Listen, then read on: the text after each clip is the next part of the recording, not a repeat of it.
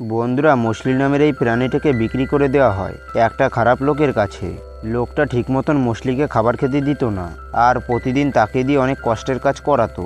মুসলি প্রথম দিকে তার পরিবারের কথা ভেবে সমস্ত কষ্ট সহ্য করে নিত, কিন্তু এরকম অত্যাচার কতদিনই বা সহ্য করা যায়। তাই এই প্রাণীগুলো একদিন মানুষের কাছ থেকে মুক্তি পাওয়ার জন্য আন্দোলন শুরু করে। আর ওই মানুষগুলোর সাথে শেষমেশ কী হয় সেটাই দেখবো আজকের এই মুভিটাতে। মুভির শুরুতে এই লোকটাকে দেখানো হয় যে কিনা বনের প্রাণীদেরকে বিক্রি করে, আর আজকেও সে কিছু প্রাণীদেরকে বিক্রি করতে এসেছে। সে বলে আমার কাছে এমন প্রাণী আছে যেগুলো মানুষেরা তার সমস্ত কাজে ব্যবহার করতে পারবে।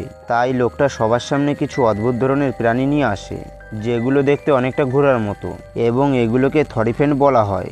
এরপর মুসলি নামের একটা ছোট থরিফেন্টকে আনা হয়, এবং তাকে দেখে সবাই প্রচণ্ড অবাক হয়ে যায়, কারণ এই প্রাণীটা কথা বলতে পারতো। এরপর এই লোকটা এক এক করে সব থরিফেন্টগুলোকে বিক্রি করতে শুরু করে, এবং মুসলিকেও একজনের কাছে বিক্রি করে দেয়। মানে মুসলিকে তার পরিবারের কাছ থেকে সারা জীবনের মতন আলাদা করে দেওয়া হয়। এরপর আমাদেরকে 25 বছর পরের ঘটনা দেখানো হয়, যেখানে মুসলির একটা ছোট পরিবার হয়েছে, কারণ তার বউ ছেলে মেয়ে আছে। কিন্তু মুসলিকে এই লোকটা প্রচণ্ড অত্যাচার করে, আর সে তাকে সারাদিন কঠোর পরিশ্রম করায়। কিন্তু তার সত্ত্বেও মুসলি ছোটোখাটো ভুল করলে লোকটা তাকে প্রচণ্ড মারধর করে, এমনকি তাকে ঠিক মতন খেতেও দেয় না। কিন্তু মুসলি তার পরিবারের জন্য সব কিছুই চোখ বন্ধ করে সহ্য করে নেয়। এরপর একদিন সেখানে সেই লোকটা আসে যে 25 বছর আগে মুসলিকে বিক্রি করেছিল, আর লোকটার নাম ছিল জন। জন এখন মানুষকে ধোঁকা দিয়ে ওষুধ বিক্রি করে, যেগুলো উপকার তো দূরের কথা, বরং মানুষের ক্ষতি করে।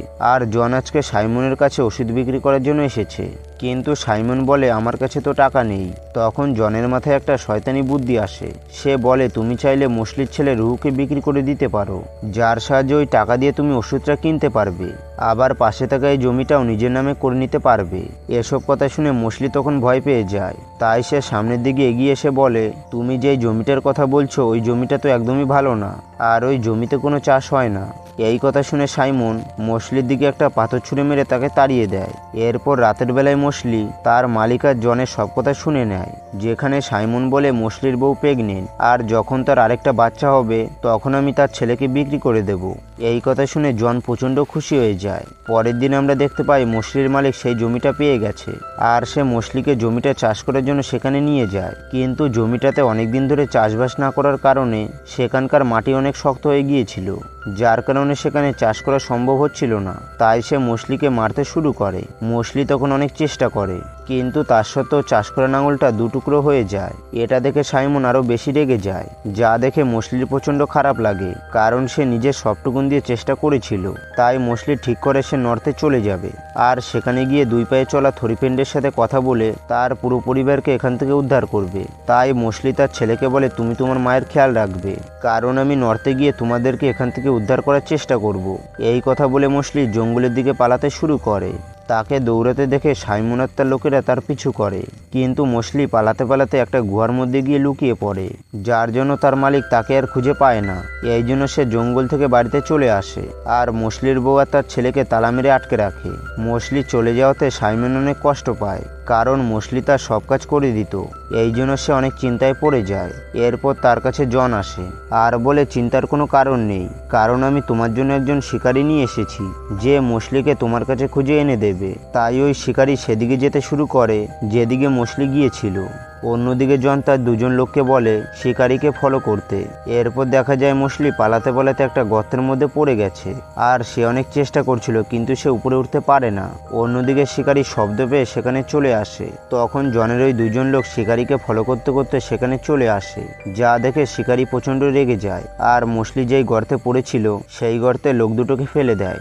মুসলি তখন তাদের গায়ের উপর ভর দিয়ে উপরে উঠে যায়, আর আবারও সেখান থেকে পালাতে শুরু করে। শিকারীও তখন তার পিছন পিছন যেতে শুরু করে। মুসলি একটা সময় পালাতে পালাতে ওই গুহা থেকে বের হয়ে যায়। সে তখন লক্ষ্য করে শিকারী তার পিছন পিছন আসছে। এটা দেখে সে লাফ দিয়ে পালাতে গেলে সেখান থেকে নিচে পড়ে যায়। এদিকে পড়ে যাবার পরও মুসলি কোনোরকম ভাবে বেঁচে যায়, তাই সে আরেকটা গুহার ভিতরে গিয়ে লুকিয়ে পড়ে। অন্যদিকে শিকারী মনে করে মুসলি হয়তো মারা গিয়েছে, তাই সে সেখান থেকে চলে যায়। অন্যদিকে মুসলি ওই গুহাটা ঘুরে ঘুরে দেখতে থাকে, কিন্তু সে হঠাৎ করে লক্ষ্য করে এখানে দুই পায়ে চলা থরিফেন্ট চলে এসেছে, যা দেখে মুসলি একটা জায়গায় লুকিয়ে লুকিয়ে পড়ে, কিন্তু একটা সময় মোস্টলি তাদের হাতে ধরা পড়ে যায়। আর সে তখন থরিফেনগুলোকে দেখে বিশ্বাস করতে পারছিল না, কারণ সে মনে করতো এগুলো হয়তো রূপকথার গল্পে আছে। তখন এই থরিফেনগুলো মোস্টলিকে দেখে পুরো অবাক হয়ে যায়, কারণ তারা মনে করতো তারা ছাড়া এই জগতের আর কোথাও থরিফেন নেই। মোস্টলি তখন তাদেরকে বলে, মানুষ আমাদের উপর প্রচণ্ড অত্যাচার করে, তাই আমাকে তোমরা সাহায্য করো, কারণ আমি আমার পরিবারকে ওই মানুষগুলোর হাত থেকে বাঁচাতে চাই। এরপর তারা মোস্টলিকে নিয়ে নর্থের দিকে যেতে শুরু করে, আর কিছুটা দূরে গিয়ে একটা জঙ্গলের সামনে গিয়ে থেমে যায় এবং বলে এই জঙ্গলটা পার হলে আমরা যেখানে থাকি সেখানে পৌঁছে যাব, কিন্তু আমরা এখন অপবিত্র, তাই এই জঙ্গলটা পার হতে পারবো না। তাই তারা ঠিক করে অন্য কোনো রাস্তা দিয়ে তাদের এলাকায় যাবে। অন্যদিকে আমরা দেখি শিকারি এখনো পিছু ছাড়েনি, কারণ সে খবর পেয়েছে মোস্টলি এখনো বেঁচে আছে। এরপর তারা অনেক কষ্টে তাদের এলাকায় চলে আসে। মোস্টলি এই জায়গাটাতে এসে অনেক খুশি হয়ে যায়। সে চারিদিকে শুধু দুই পায়ে চলা থরিপেনদেরকে দেখতে পায়, আর তারা সবার সাথে মিলেমিশে একসঙ্গে থাকে। তাই সে মনে মনে ভাবে তার পরিবারকে বাঁচিয়ে এখানে নিয়ে আসবে। এরপর মোস্টলিকে সেখানকার রানীর কাছে নিয়ে যাওয়া হয়। মোস্টলি রানীকে বলে, আমার পরিবারকে বাঁচানোর জন্য তোমাদের সাহায্যের দরকার। রানী তখন বলে, আমি তোমাকে নিশ্চয়ই সাহায্য করব। এরপর হঠাৎ তারা শুনতে পায় শিকারি এখানে চলে এসেছে, তাই সবাই মিলে শিকারিকে সেখান থেকে চলে যেতে বলে, কিন্তু শিকারি একজনের দিকে তীর ছুঁড়ে মারে আর তাকে ভিতরে নিয়ে আসলে সে মোস্টলিকে বলে, তুমি ওই ফায়ারফ্লাইয়ের উপরে ভরসা রাখো, কারণ তারাই তোমাকে মুক্ত করবে। এরপর মোস্টলি দেখতে পায় তার সামনে অনেকগুলো ফায়ারফ্লাই রয়েছে। মোস্টলি তখন সবাইকে বলে, তোমরা লুকিয়ে পড়ো, আমি শিকারিকে নিয়ে ওই জঙ্গলের ভিতরে যাব আর তাকে সেখানে রেখে চলে আসব, যার কারণে সে কখনোই ওখান থেকে বার হতে পারবে না। রানী তখন বলে, ওই জঙ্গলের ভিতরে একটা পবিত্র গাছ আছে, আর ওই গাছের ফল যদি তুমি খেতে পারো তাহলে এখানে থাকা সবাই অভিশাপ মুক্ত হয়ে যাবে। এরপর মোস্টলি শিকারিকে নিয়ে ওই জঙ্গলের ভিতরে চলে যায়। সেখানে যাবার পর তাদের দুজনের মধ্যে একটা মারামারি শুরু হয়, আর একটা সময় মোস্টলি শিকারিকে হারিয়ে দেয়। এরপর মোস্টলি জঙ্গলের ভিতরে কিছু ফায়ারফ্লাইকে দেখতে পায়, যেই গাছের ফল খেলে থরিফেনটা অভিশাপ মুক্ত হয়ে যাবে। কিন্তু তখনই শিকারি পিছন দিক দিয়ে মোস্টলির দিকে একটা তীর ছুঁড়ে মারে। মোস্টলি তখন আহত হয়ে মাটিতে পড়ে যায়। এরপর শিকারি যখন তাকে পুরোপুরি মারতে যাচ্ছিল তখনই সেখানে ফায়ারফ্লাইগুলো চলে আসে, আর ফায়ারফ্লাইগুলো একটা ভয়ঙ্কর রূপ নিয়ে তার সামনে আসে, আর মোস্টলিকে তারা পবিত্র গাছের সামনে নিয়ে যায়, যার কারণে শিকারি সারা জীবনের মতন ওই জঙ্গলের ভিতরে আটকা পড়ে যায়। অন্যদিকে থরিফেনটাও মনে করে মোস্টলি হয়তো সারা জীবনের মতন জঙ্গলে আটকা পড়ে গিয়েছে, আর কোনোদিনও হয়তো সে ফিরে আসতে পারবে না। কিন্তু হঠাৎ তারা দেখতে পায় অনেকগুলো ফায়ারফ্লাই তাকে এখানে নিয়ে এসেছে। এরপর ওই ফায়ারফ্লাইগুলো একটা গাছের রূপ নেয়, আর ওই গাছটা মোস্টলিকে একটা ফল দেয়, এবং ওই ফলটা খাওয়ার সাথে সাথে থরিফেনরা অভিশাপ মুক্ত হয়ে যায়। অন্যদিকে আমরা মোস্টলির পরিবারকে দেখতে পাই, যেখানে মোস্টলির একটা মেয়ে সন্তান হয়েছে।